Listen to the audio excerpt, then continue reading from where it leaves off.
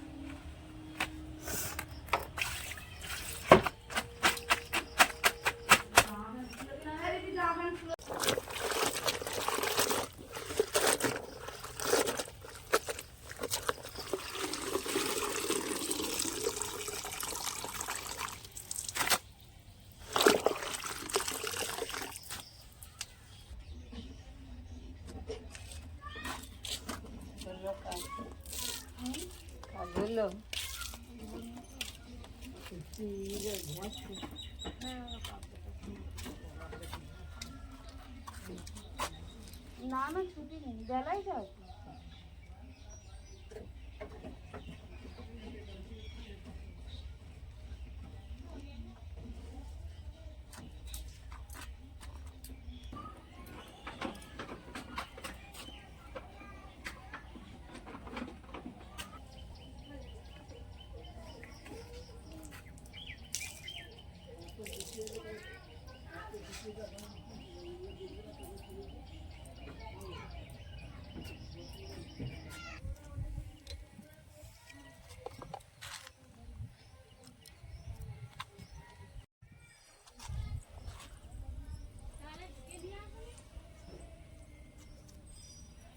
হয়ে গেলে তাড়াতাড়ি কাজ হয়ে যায়।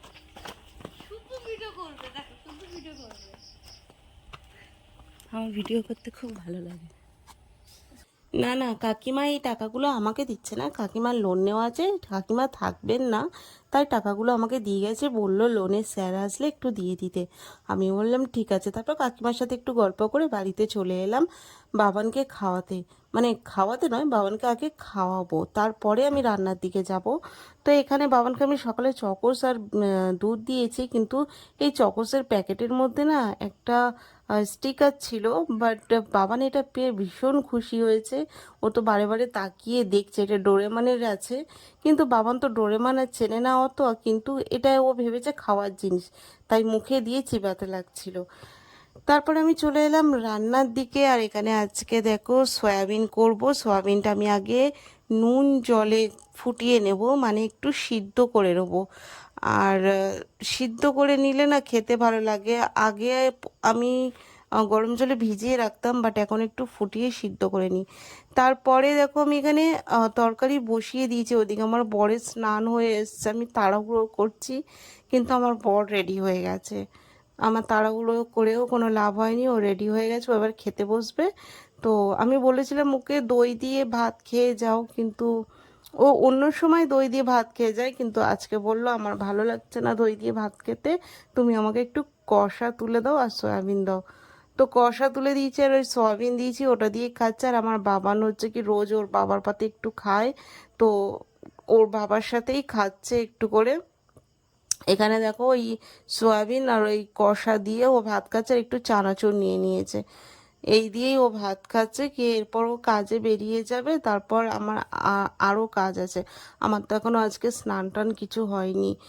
তো তারপরে ও চলে যাওয়ার পর, কাজে বেরিয়ে যাওয়ার পর, আমি গ্যাস অফ করে আমি স্নান করে ঠাকুর দিয়ে দিয়েছি। তারপরে ফের আমি রান্নাঘরের দিকে এসেছি।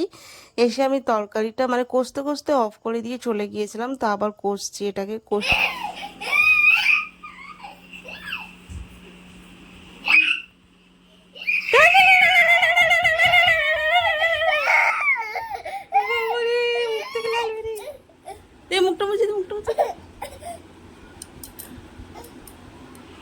বাবানের সাথে এরকম একটু খেললে বাবান ভীষণ খুশি হয়ে যায়। তো যাই হোক গে, তরকারি নামিয়ে এবার আমি টিফিন খাবো, সেই টিফিনটা এখন বানাচ্ছি। সকাল থেকে আমি এখনো কিচ্ছু খাইনি, প্রায় 11:30 বেজে বেশি হয়ে গেছে, 11:45 তো বাজে, কারণ 11টার সময় আমার বর কাজে যায়।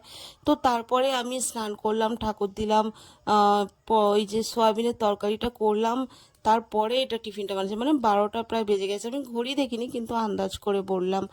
তো এখানে আমার টিফিন রেডি, এবার আমি খাবো, বাবানও আমার সাথে একটু খাবে। আর এটা না আমি আমার মায়ের থেকে শিখেছি এই টিফিন বানানোটা, পাউরুটির এই টিফিনটা। তো এটা খেতে আমার ভীষণ ভালো লাগে, আমার মা আগে আমাকে বানিয়ে দিত। তো তারপরে দুপুরবেলা না বাবানকে স্নান করিয়ে খাইয়ে দাইয়ে ঘুম পাড়িয়ে দিয়েছিলাম, আমি আর বাবান লম্বা একটা ঘুম দিয়েছি। আমার ঘুম যেন এখনও ছাড়ছে না, দেখো হাই উঠছে। কিন্তু বাবানকে তো বাইরে নিয়ে যেতে হবে, তো সেই কারণে মানে ঘুম ভেঙে গেছে, মনে হচ্ছে না একটু শুয়ে থাকি। কিন্তু শুয়ে থাকলে তো হবে না, বাবানকে একটু বাইরে নিয়ে যেতে হবে। আর বাবানকে দেখো এখানে শুয়ে শুয়ে ও যেন গন্ডি কাটছে। ও এখন সবে ঘুম থেকে উঠলো। তো ওকে এবার একটু খাওয়াবো, খাইয়ে জামা কাপড় চেঞ্জ করিয়ে ফ্রেশ করে ওকে বাইরে নিয়ে যাব। তো তারপর বাইরে থেকে ঘুরে এসে আমি টিফিন টিফিন খেয়ে বাবানকেও টিফিন খাইয়ে দিয়েছিলাম, দিয়ে আর আমি একটু রিলস করছিলাম। আর তার মধ্যে আমার বাবান দেখো আমার কাজলটা কেমনভাবে নষ্ট করেছে মুখে দিয়ে, কপালে দিয়ে। আর ছোলা ভাজার বাবা এনে দিয়েছিল আমার জন্য, সেটাকে বিছানায় পুরো ছড়িয়েছে। যদিও বা আমার দোষ, কারণ ঠোঙাটা নিয়ে আমি খাটে রেখে আমি খেতে খেতে রিলস করছিলাম। তো সেটারই কারণে বাবানোটা নিয়ে পুরো ছড়িয়ে দিয়েছে, আমি খেয়াল করিনি। আর এই যে আমার কাজলটা এখনো পর্যন্ত ওর হাতে, দেখো কাজলটাকে নিয়ে কেমন করে কপালে তিলক টানছে, দেখেছো? খুব দুষ্টু হয়ে গেছে, একদম কথা শোনে না। দুষ্টুমির আর কি বলবো, দুষ্টুমিরও শেষ নেই। দেখো না, এটাকে এবার ধরে ধরে টেনে কি দুষ্টুমি করবে শুধু তোমরা দেখে যাও। ওই এই চেয়ারটাকে ওখান থেকে টেনে নিয়ে এসে এখানে উঠবে, এখান থেকে উঠে ও ওপরের যা জিনিস আছে সব নিয়ে নিচে ছুঁড়ে ছুঁড়ে ফেলবে, এত দুষ্টু হয়েছে। আর সারাদিন আমার যে কতবার এটাকে গুছাতে হয়, মানে ধারণার বাইরে। আর যা শোকেসে যা থাকবে হাতের সামনে যা পাবে সব নিচে ছুঁড়ে ছুঁড়ে ফেলে দেবে। কেন যে এই জিনিসটাও করে আমি বুঝতে পারি না। সব বাচ্চাই কি এরকম? হ্যাঁ নিশ্চয়ই, সব বাচ্চাই এরকমই হবে। আর সত্যি কথা বলতে বাচ্চাদের মধ্যে একটু দুষ্টুমি না থাকলেও ভালো লাগে না। তো আমার বাবান এটা করে, আমি দিনে 4-5 বার গুছাই। আমার মনে হয় সব মায়েদেরই এই একই অবস্থা।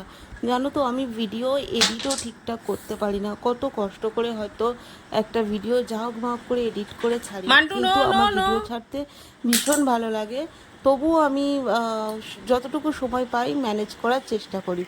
তো তারপরে দেখো রাতে ওর বাবা চলে এসেছে, আর বাবাটা না পটি ঠিকঠাক হচ্ছে না বলে ওর বাবা ওর জন্য কলা নিয়ে এসছে, আর ও কলাটাকে নিয়ে খেলতে বসে গেছে। তো চলো আজকে ভিডিওটা এখানেই শেষ করছি, কারণ এবার আমরা খাবো দাবো, তারপরে ঘুমাবো। তো টাটা সবাইকে, দেখা হচ্ছে কালকে নতুন